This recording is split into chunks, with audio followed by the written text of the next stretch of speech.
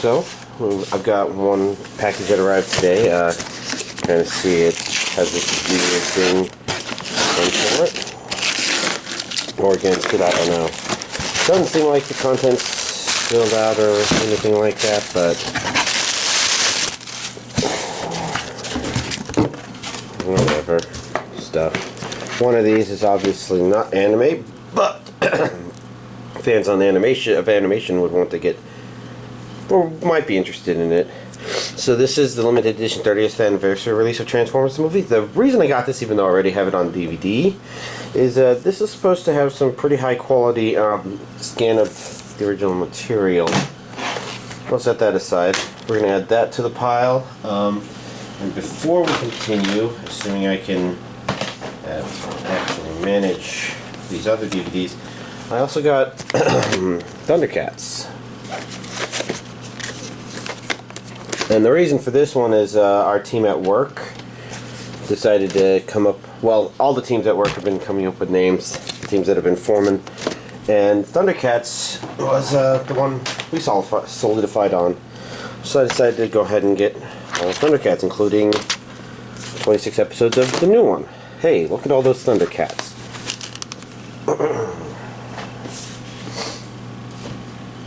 But of course, anime. There's the Yu-Gi-Oh! ARC-V that I missed last one, Season 1, Volume 1. We got 3 discs. Region A. I'm not looking too much more closely than that. We've got the Melancholy of Haruhi Suzumiya Ultimate Collector's Edition. And this one should be interesting to look at. Maybe...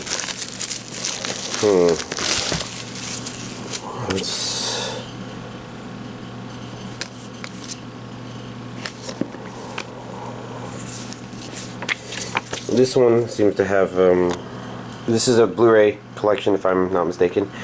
Region A for the Melancholy of Haruhi Suzumiya.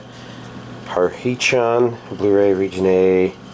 This should be the Disappearance of Nagato Yuki-chan, Region A. So this is really new stuff. Let's start taking a peek at the inside of this. It's interesting how this artwork is more reminiscent of the old DVDs, while everything else is mostly somewhat more, I'm not sure if calling it manga-ish, huh?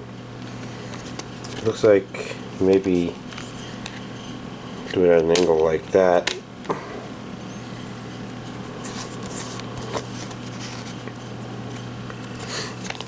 On the inside, again, more anime-ish representations of the characters. We have a Haruhi-chan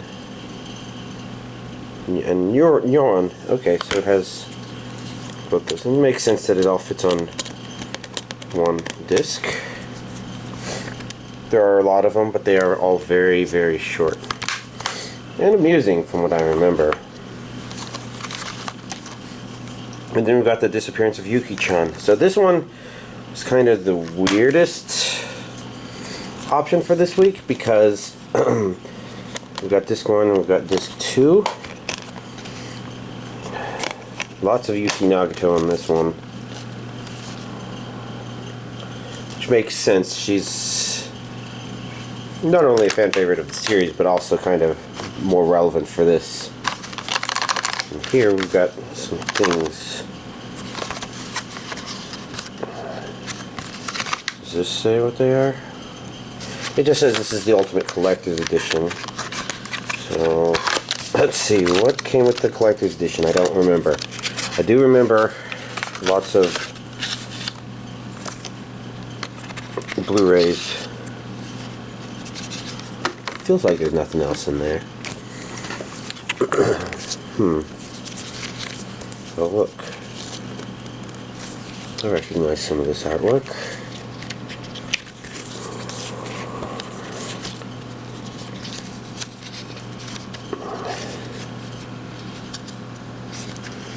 I am maybe not getting everything. Cool. So it's Yuki Nagato. Just me, or did this thing come with Yuki Nagato separated from the others? Which seems to be relevant to the naming of the disappearance of Nagato Yuki-chan. Let's actually load on over here. Because I'm too lazy to stop recording. Where in here is my Haruhi Suzumiya Blu-ray? There it is. Figure we might as well I'll just clean up that mess later. Might as well compare to the Japanese release of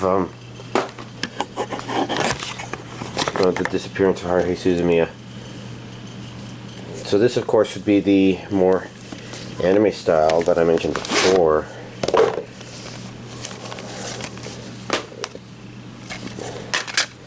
But the disc art is, again, the artwork we're seeing on both the postcards and a lot of the disc art itself. What is this? That's pretty cool to have.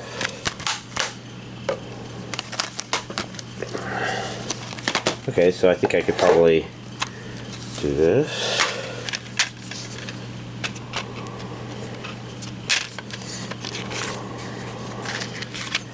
Okay. And then finally we've got this. Did we see that image anywhere? I don't remember seeing that. Or that one of Suzumiya. Doesn't necessarily mean it's not there, but that I might have missed it. Oh well. And then of course I got this because I try to get DVD and Blu-ray versions of everything that I can. This one is, of course, DVD. Now, let's see, Region A, English dub. Yeah, I've never seen them this way before, so I don't know the entire story of what exactly this is. Because these character designs are, of course, very different from the old series, so I don't know if that means it's trying to tell something different. My impression is that it's implementing a story arc that's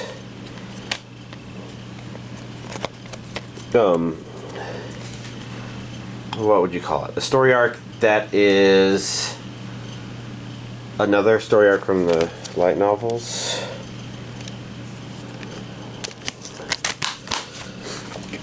I don't know. I'm curious. Need to figure it out. The last anime to arrive today is Sakura Trick Blu-ray version. DVD version came out a month or two ago or something like that. Region A, Japanese with English subtitles. I'm dropping it. If you're curious, it's probably because my head is stuffed. Feels like allergens. Like maybe it was clearing up, but now there's stormy weather coming back in. I bet mold just shot through the roof and it's attacking me. 2 discs, nice and simple. That's this week's anime DVD collection update. I guess this has been a pretty complicated week. Rine was my choice of anime to start watching, I guess, because High School DxD was a dubbed anime sitting in front of me. This is High School DxD Born, but I had already watched a couple of battle harem anime in a row, and I was kind of feeling I wanted to change things up a bit, and I thought a little Rumiko Takahashi would be good. And it was pretty amusing. I've seen like 4 or 5 episodes. The reason I say 4 or 5 is because I don't remember. It's been a complicated week because the ThunderCats thing was not planned for, and at the same time, that's kind of been distracting. So for Rine itself, is that the name? I'm trying to think what to think about it. It feels fairly Rumiko Takahashi. It needs to go a couple more episodes in and introduce some more characters for me to tell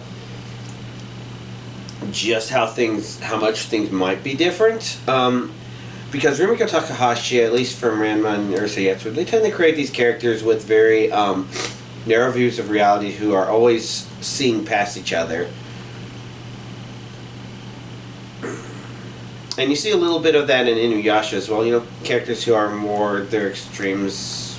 And it works out kind of entertainingly, and they're not necessarily relegated to only those roles, but be interested to see more of those characters, because as it is right now, they've introduced one character who's kind of like that.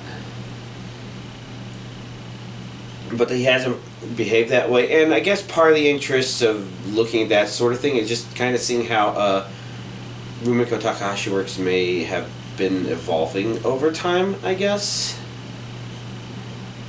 Because as it is, you know, I don't know. What was I thinking?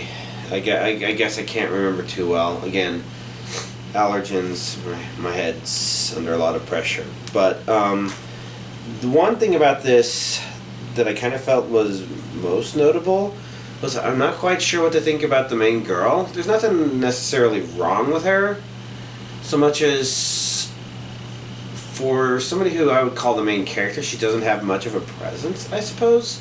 So it's kind of unlike Yuri, where because the main girl there has a lack of a presence, she has a strong presence because it draws attention to that. Whereas this, maybe it's just sort of a... She's sort of a blank slate, so people could insert themselves into her a little easier, I guess. Which, from a storytelling perspective, makes it not as strong. It's not bad in any way. It's just... It feels like she doesn't react much to stuff, and she doesn't lack of reaction enough to stuff to really be interesting. So, in and of herself, that is. The context of the situation and everything, it's neat. I need to see more, though, to accurately judge everything, but that's that. Otherwise, anime-wise, I've been rewatching Toradora with a friend, and it's actually been really interesting and noteworthy because I've kind of complained about, this anime thinks that just hitting a guy over and over again is funny when it doesn't work out, and a lot of these characters kind of feel like they're maybe supposed to be sort of clones of Taiga from Toradora, but rewatching it, it's been interesting because I can kind of get a good feeling for why Toradora didn't fall into that same trap that all these other shows seem to be. And I mean, it's because, first of all, the show doesn't think physical gags are something that should only be done to guys or the main guy or whatever. You know, it's something that happens to everybody all over the place. So this anime is really shaking it up. And likewise, I think Taiga probably feels like a more real, very flawed person just because she doesn't always hit people. It's like everybody else seems to just be following some sort of trope of, oh yeah, she's got to hit the guy because she didn't like what he said, even though, you know, she's tsundere and she really did, but she's just embarrassed because she doesn't want people to know if she did or something like that. So with Toradora, you know, they go really complicated with the relationships and really complicated with the interactions because, you know, he'll say something, she'll make that angry sound, and you might think, oh, this time she's going to hit him, but she doesn't because, you know, she's not a trope. She's a character, and sometimes characters are calling her out on stuff, or sometimes she's realizing she shouldn't, or sometimes she's not really that motivated to do that because, you know, she's struggling back and forth with her own internal issues or something like that. And I think that's why that one works out. The show itself, of course, goes beyond just not messing that trope up, of course, because our main character, he's of course pretty neat.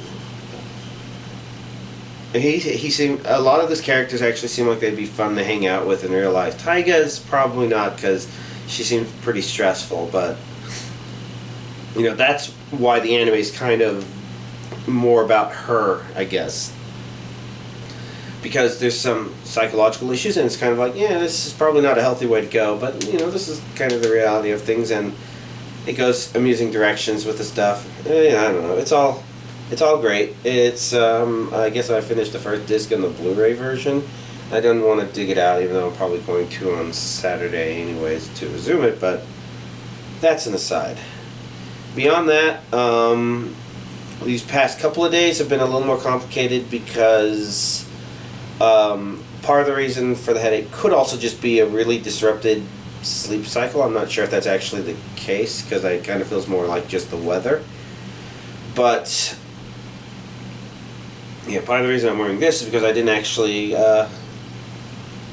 go into work today. I mean, technically I was in work today and around midnight to 5 a.m. and it was part of release deployment stuff, which is all fine. And then I slept for 7 hours and then worked a half remaining day, and all my hours are fine. But I guess the point there is just that I've been knowing that I was going to be working overnight this past night, so I've been more focusing on preparing for that. And then for my Pokemon database project I've mentioned before, I guess I've just been distracted by that. When you take all that together and then add in, I didn't expect to be getting ThunderCats. ThunderCats has actually been a bit of a distraction because I never realized it was a Rankin Bass production. And I grew up on the old Hobbit and Return of the King movies that they made. A lot of people, I think, also grew up on The Last Unicorn.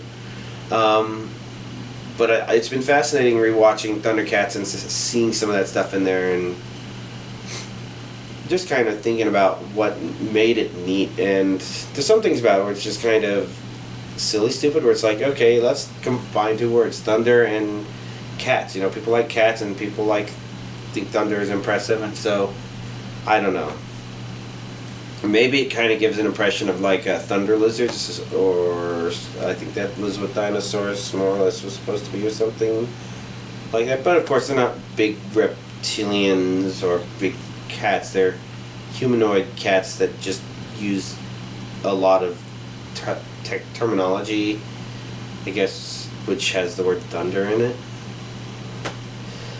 New series I haven't actually watched at all yet. I don't know when I'm going to burn out on ThunderCats. Probably really soon, just because the disappearance of Nagato Yuki-chan is here, and that has definitely been a very, well, what the hell even is this sort of thing. So watching that would probably be a very high priority. It might break me out of this. And at the same time, I'll be able to watch that and start resuming parsing of stuff. Yeah, it's not all working. I've got a lot of things to figure out. But I'm now on the other side of the release deployment, so I can start focusing on that. That stuff. I can't think of anything else to really talk about. So y'all, hopefully you're not dealing with allergies or something like that, and have a nice week.